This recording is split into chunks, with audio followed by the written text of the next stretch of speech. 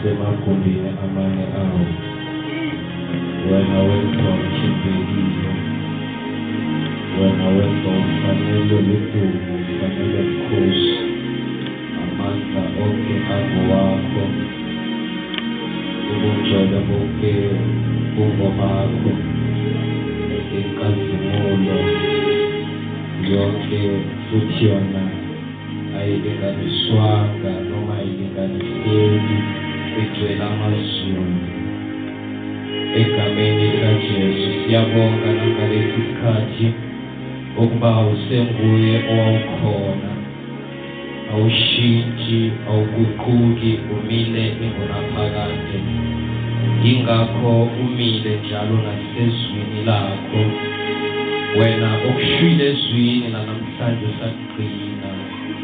Onjalo simakade sibonga ukuba asoze wasiyeka, awusoze wasidela, kodwa uyabusa njalo eyimpilweni zethu. Nangalesi sikhathi I pray, O God, for your word in the name of Jesus.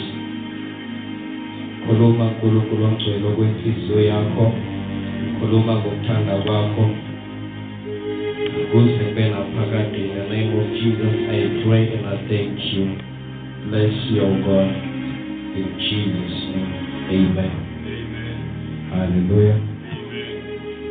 Ngiyabingelela egameni likaJesu. Ngibingelela uBishop nomama in his absentia. Isilungu akazi ukuthi ngisize kahle. Hallelujah. Ngiyabingelela nabafundisi bonke abakhona phakathi lendawo. Ngiyababona nabakhona abafundisi. Ngiyabingelela zinceku egameni likaJesu. Amen. Ngiyikudla zabo zonke. Ngibingelele omama nolusha lonke sonto sikolo. Ngiyabingelela egameni likaJesu. All protocol observed. Amen. Ngokunikezwa lethuba futhi namhlanje njengoba izolo bengibolekwe lona. Hallelujah. Akulongelanga. So ngibingelele nabasizayo ngapha ukuthi kube kalula siqhumane namaZulu. Hallelujah. uDavidi wayethi uma efuna ukubona imanga athatha ugubhu lwakhe, olishaye ahlabelele amadimoni anyakaze. Hallelujah. Kanjalo ngiyabingelela zinceku ngalolo qobo uNkulunkulu anike lona ukuze nikwazi ukuseva nani ngalo. Amen. So ke ithi ngingachithi isikhathi bazalwane ngenxa yezizathu ezithile noma mhlawumbe yezimo ezithile kodwa asiyeni ezwini. Hallelujah. Mase siyokhuluma iqiniso, akukho engikulungisile mina akukho engikulungisile. Hallelujah. So ke asizweni ukuthi yena uthi ngoba kufanele ukuthi kube khona mhlambe obekasi alungisile. Hallelujah. So ke kanjalo ke asifundeni bazalwane, sizofunda incwajanyana ezimbalwa, angazi mara ngicabanga ukuthi zithuphe, and then emva kwaloko bese ke ngiyohlala phansi. Amen. So ngiyacela ukuthi siyeni ezwini masinya bese ngiyakhuluma. Hallelujah. Ngiyangivumela ukuba ngikhulume bazalwane. Amen. Hallelujah, hallelujah, hallelujah, hallelujah, hallelujah. There is power in the name of Jesus. There is power in the name of Jesus. There is salvation in the name of Jesus. There is healing in the name of Jesus. Salvation in the name of Jesus. Everything in the name of Jesus.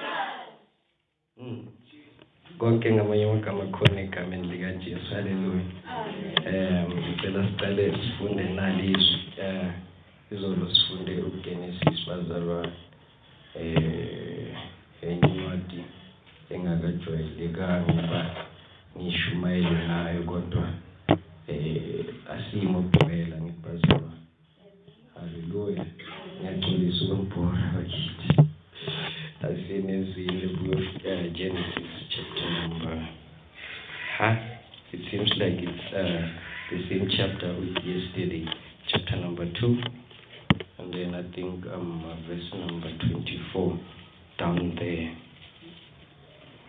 The verse second before the last. Angazi ukuthi ngibike kahle ngesilungu na. Isizulu siyasizwa sonke ngibazalwane. Ukhona ongasizwa isizulu. Ngosiya mara ngaphandle kwabafundisi lapha yangazi ukuthi omunye ukhona yini na. Okay. English. Oh yabulabula. Manje. Sengisho ukusizwa bazalwane, ukusizwa. Uyasizwa nqeke ukusizwa. Ngiyabonga egameni lika Jesu. Ngisho ukusizwa bazalwane, ukusizwa khona ongasizwa. Mfundisi Thathu uyasizwa ngithi isizulu. Angizwa. Uyasizwa ne. Ukhomba ukuthi uyasizwa yabona ungiphendulile. Ukhomba ukuthi uyasizwa ungiphendulile. And then khomba ukuthi abanye bathulile ngenze ukuthi abasizwe. Angazi ukuthi sizothini kula. Kodwa uthi ngingamushi isikhathi bazalwane. Genesis chapter number 2 verse 24. And then ungakayivali siya ku I think it's Ephesians.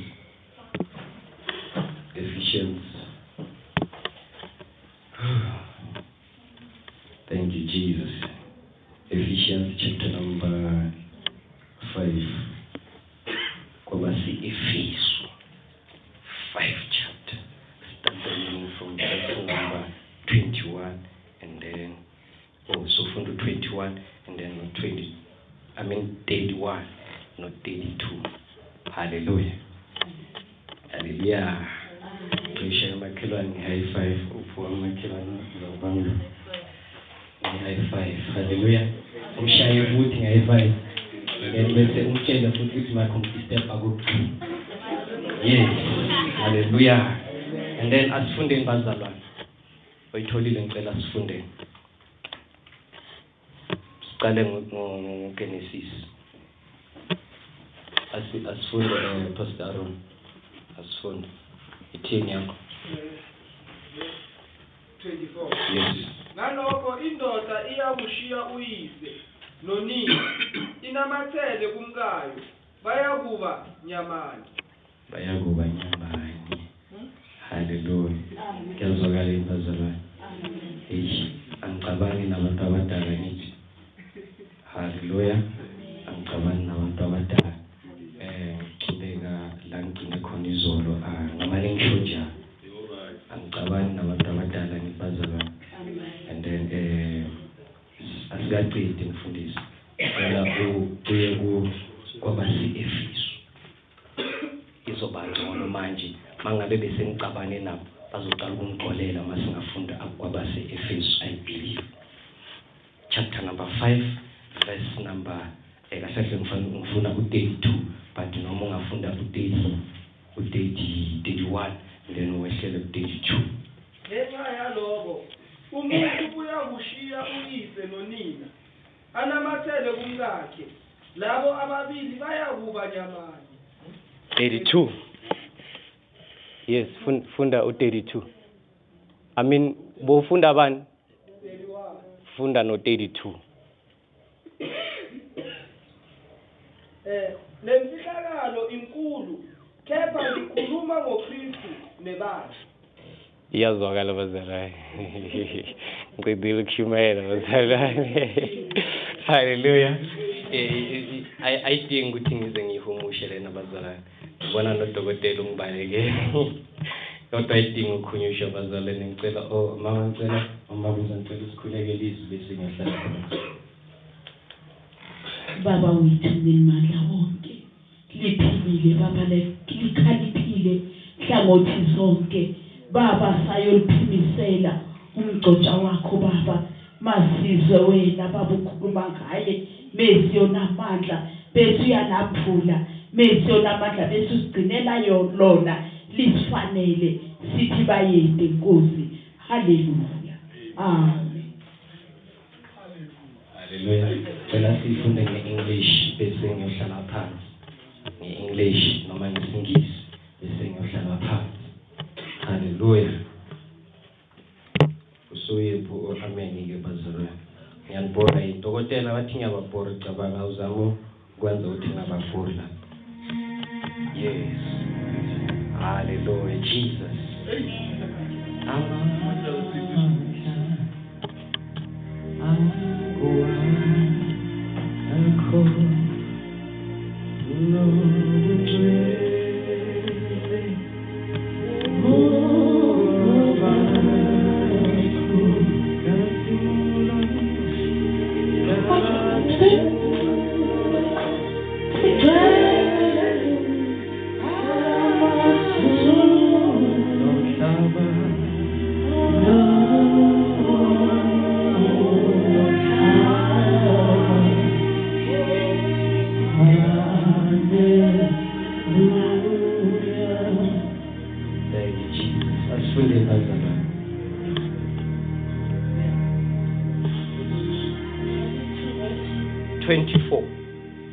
Therefore shall a man leave his father and his mother, and shall cleave unto his wife, and they shall be one flesh. They shall be one flesh. They shall be one flesh. Bayakuba nyama inye. Angazi ukuthi yazwakala yini. Asiye ku efficiency. Bese hlala phansi masi. Aroni ngihlala phansi masi yoku efficiency. Chapter 5 verse number 81 and 82. For this cause shall a man leave his father and mother, and shall be joined unto his wife, and they two shall be one flesh. This is a great mystery, but I speak concerning Christ and the church. Amen. Engikushilo izolo kungukuthi singaziveza izambulo ngendlela esiveza ngazo from Genesis to Revelation, but the Bible only speaks about Christ. And then that is why mangathi uyangilalela noma mangathi uyangizwa noma mangathi ulalela ufunda ngafunde khona, it's all about Christ. So uma ngishumayela, I don't preach any other gospel but Christ. And then it ngixwayise uma umuntu ethi eshumayela angamveza uKristu umfundisi wamanga. Uma umuntu ethi eshumayela noma uprofeta angamveza uKristu owamanga. Ngoba uKristu noma singalifunda kanjani silibhekise phezulu kwamele limfeze njengoba anjalo. So now uNkulunkulu uma lobhale lencwadi noma ngale ku Old Testament uMose ayiko obhale lencwadi uma eveza lesambulo wayezama ukuveza uKristu engakafiki. Angazi ubani owayibheka ngalendlela ayibheka ngayo ukuthi ngempela umuntu noma indoda idinga owesifazane and then izolo sithe akunakwenzeka ukuthi indoda ibe one kodwa udinga umsizi. Angazi ngibani owathi loyo msizi owesifazane kodwa it's not all that. Umsizi simdingayo uKristu. So now lasifunde khona lithi iBhayibheli uma simdinga loyo msizi loyo manje ke uveza naku ke umbhali uthi ke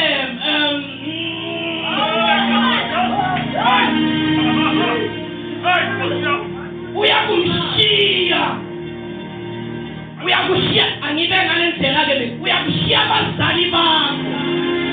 Angazi ukuthi ke ngayibeka kanjani ngendlela esoyithusisa ngayo. Ngamanye amagama uyakushiya okuthandayo.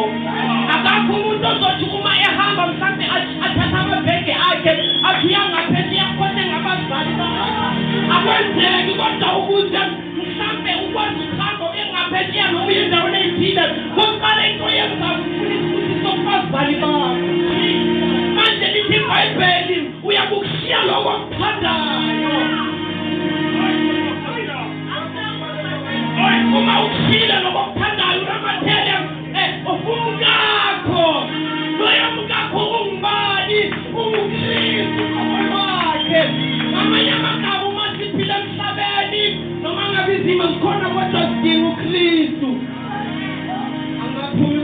Mayizolo ngiseselapho. Siyamdinga uKristu akunangenye indlela abazalwane siyamdinga uKristu. Nawe lapho ngaphandle ungilalele uyamdinga uKristu. Awukwazi ukuphila emhlabeni uhamba nje ngoba mawuphila uhamba unganayo uKristu kunje. Ngiphetile bazalwane ngikuthi uyamdinga uKristu udinga ukuthi unamathele uthi uPaul lento ijulile ayisingale esibuka ngayo uthi ke lento mina ngisho uKristu qobo lwakhe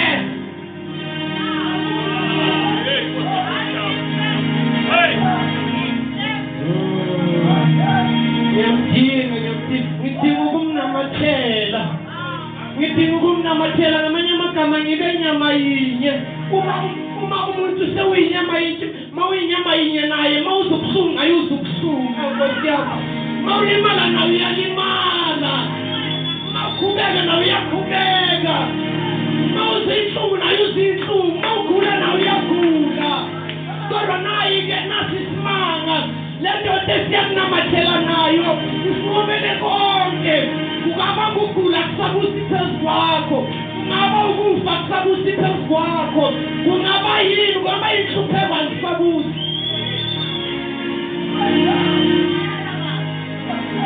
siyamnamathela masimnamathela bishop ayikho into ezosikhipha ayikho into ezosinyakazisa ayikho into ezosiphazamisa ngisho noma sisihlabelela bafanisa ukuthi-ke usathane ngathi uhleli ngala kakhulu uma siyawunamathele ayikho into ezokuphazamisa noma siwuhlabelela umnamathele mfundisi wami sondela siyamnamathela buka mangimnamathele mangiyale mangisho nayo yawa siyamnamathela siyamdinga sibe nyama yinye Jesus, shayela uNkulunkulu izandla